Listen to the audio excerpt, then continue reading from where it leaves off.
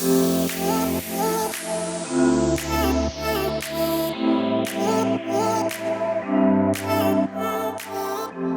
trabajando con Metacorp Tecoyera. Estaba administratriz de Metafund, entre otros. Estaba por mí que soy Senior Compliance Officer full time. Después más a cambiar para Metafund, su administración. Mi hace 65 años ahora y me trabajo 44 años con compañía y ya hoy día como tengo vai com pensión. Desde ahora me tengo pensión, me tengo pensionado. Mas assim, hópicos, mas vai full de accounting, mas trabalha com de internal audits também, varianha. Assim payroll para vários anos. E assim que me sigue, com o pension fund são 10, mais de 10 anos passados, de 20 anos passados. Full administração de pension funds, que é importante para nós membros, todos os participantes, não?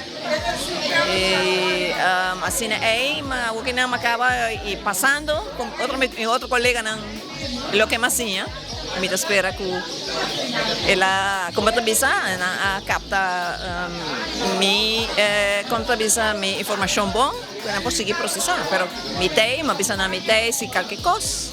Depois ajuda ainda. Me queda ainda de hora que algo social, lo me tem ainda, para trabalhar o mês, portanto, rato mais. Pero não está queda sempre, nós somos família praticamente, não?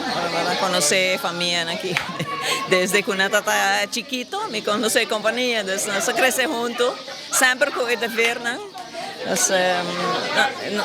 Eu trabalho um rato mais com não.